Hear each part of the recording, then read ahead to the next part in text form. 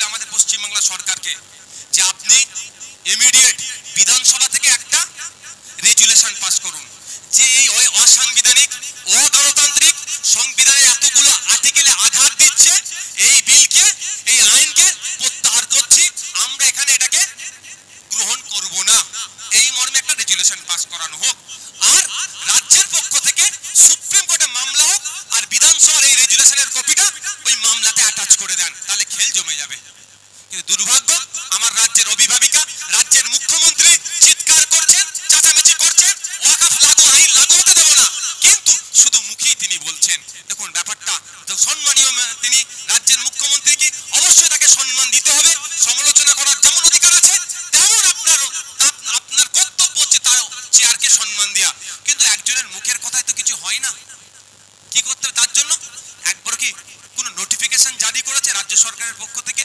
যে আমাদের রাজ্যে ওয়াকফের আইন আমি হতে দেব না এই জন্য নোটিফিকেশন করে দিলাম গভর্নমেন্ট কোনো অর্ডার পাস করিয়েছে যাকে জিও বলে শর্টে পাস করায়নি কিন্তু গল্প দিচ্ছে আপনাকে আমাকে কি এটা গল্প দেওয়া হচ্ছে কি এই রাজ্যে লাগু হতে দেব না ওই গল্পতে কাজ হবে না এটা নানি দাদির গল্পের জায়গা নয় এটা আইন আদালতের জায়গা তাই আমি অনুরোধ করবো আজকে এই জায়গা থেকে দাঁড়িয়ে এখানে আইবিডিআইবির মাধ্যমে বলবো 9 তারিখ থেকে বিধানসভা শুরু হচ্ছে 9 তারিখ থেকে বিধানসভা শুরু হচ্ছে এই বিধানসভা অধিবেশনে এই কালা কানুন ওয়াকফ সংশোধনী আইনের বিরুদ্ধে আশা করব মমতা ব্যানার্জির সরকার অর্থাৎ রাজ্য সরকার আমাদের রেজুলেশন নেবে এই আশাটা আমরা করব তো হয় নাকি আমাদের রাজ্যের অভিভাবকের কাছে করতে পারি না আমরা এখন দেখার বিষয় কি হবে আসা যাক এই আইনে বলা আছে 5 বছর আপনাকে প্র্যাকটিসিং ইসলাম মুসলিম হতে হবে প্র্যাকটিসিং ইসলাম এবারে বলুন সংজ্ঞা দেয়া নাই যে প্র্যাকটিসিং ইসলামের ডেফিনেশন দেয়া নাই যে কিভাবে প্র্যাকটিসিং ইসলাম হচ্ছে দাঁড়িয়ে রাখতে হবে কত বড়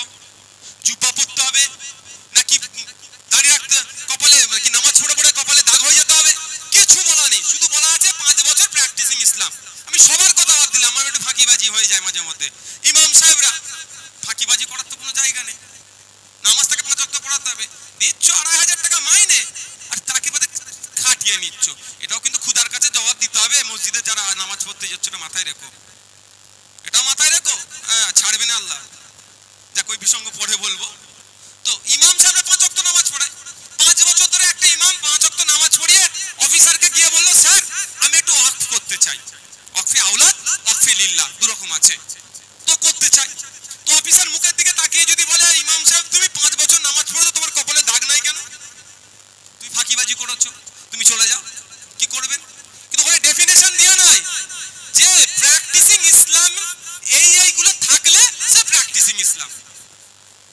হিন্দু ভাই যদি ইচ্ছে করে মন্দিরের নামে সম্পত্তি দেবো তাহলে সেই হিন্দু ভাইকে কি 5 বছর ধরে হিন্দু হতে হবে এই আইন আছে এটা জানতে আমাদের ইচ্ছা করবে না এটা জানতে গেলে কেউ সাম্প্রদায়িক হয়ে যায় না বরঞ্চ যে জানার চেষ্টা করবে সে দায়িত্বশীল নাগরিক যে জানার চেষ্টা করবে যেটা নিয়ে চর্চা করবে সে সংবিধান প্রেমী খ্রিস্টান ভাইরা যদি মন্দির গির্জার জন্য সম্পত্তি উৎসর্গ করতে চাই তাকে 5 বছর ধরে খ্রিস্টান হতে হবে এরকম কি কোনো আইন আছে এরকম আইন নেই আর মুসলমান যদি ওয়াকফের জন্য সম্পত্তি ওয়াকফ করতে চাই তাকে 5 বছর ধরে মুসলমান থাকতে হবে আবার প্র্যাকটিসিং মুসলমান শুধু নাম কাস্তে মুসলমান নয় বা দাদু মুসলমান ছিল বাপ মুসলমান আমিও মুসলমান হয়েছে ওই মুসলমান নয় প্র্যাকটিসিং মুসলমান সেটা কেমন হবে সেই সংজ্ঞাটাও বলে দেয়নি মানে ভবিষ্যৎটা পুরো আটকে দিল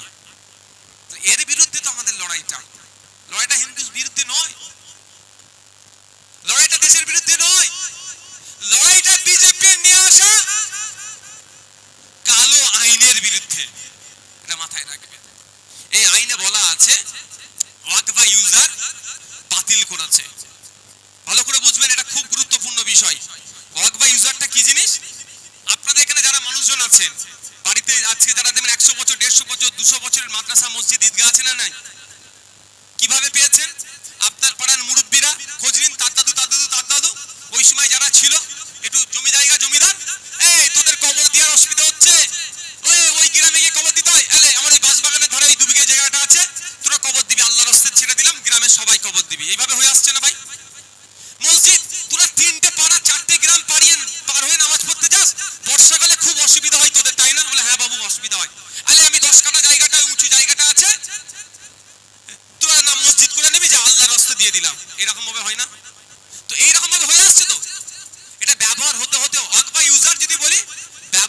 হতে হতে আর সহজে যদি বলি মৌখিকভাবে যেটা দান করেছে আমার পূর্বপুরুষেরা আপনাদের পূর্বপুরুষকে অফ করে দিয়েছে আল্লাহ রাস্তায়, এটা মোদি তুলে দিচ্ছে, নতুন আইনে তুলে দিচ্ছে। কি ক্ষতি হবে?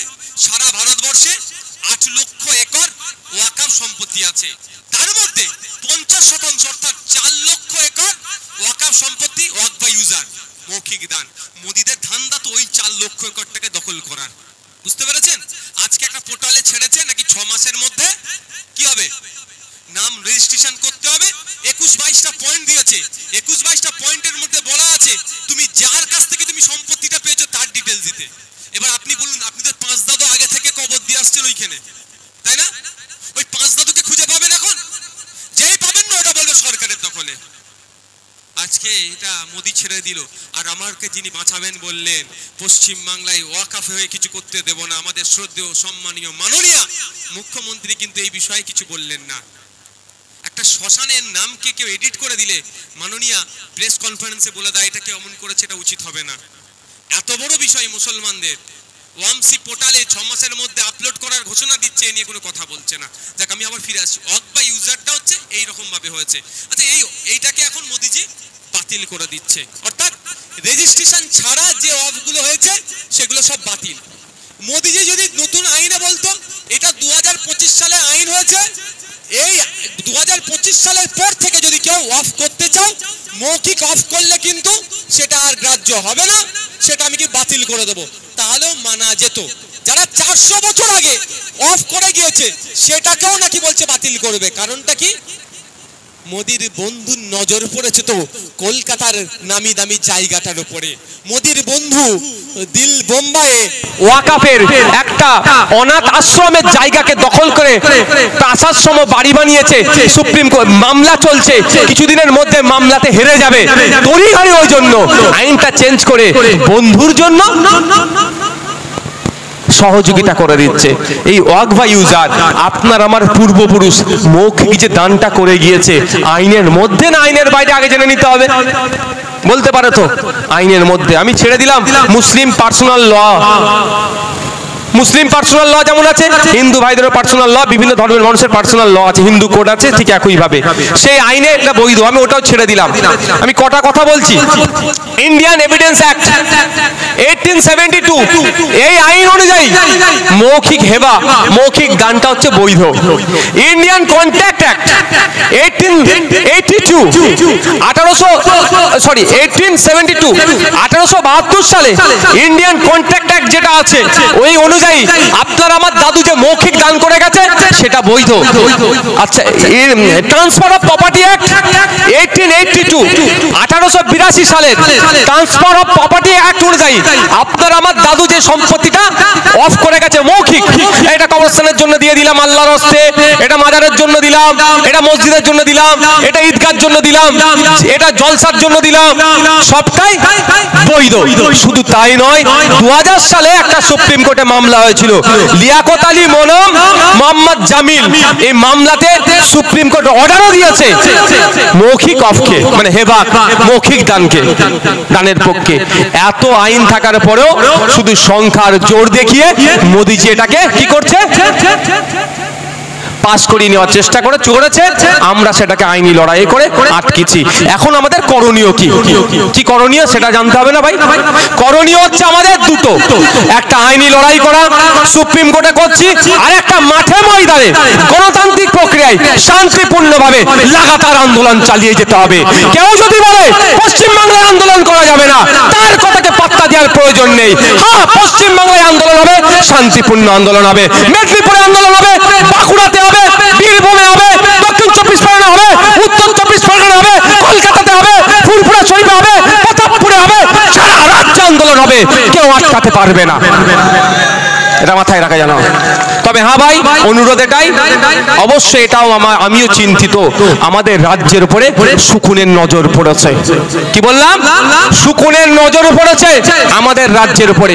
আমরা শান্তি শৃঙ্খলার সাথে একে অপরের সাথে কত সৌহার্দ্যের সাথে ছিলাম, আর এখন এরা শুধু রাজনীতি করার জন্য, ক্ষমতায় আসার জন্য হিন্দু হিন্দু ভাই ভাই স্লোগান তুলে হিন্দু মুসলমানের মধ্যে বিভেদ লাগাতে চাইছে।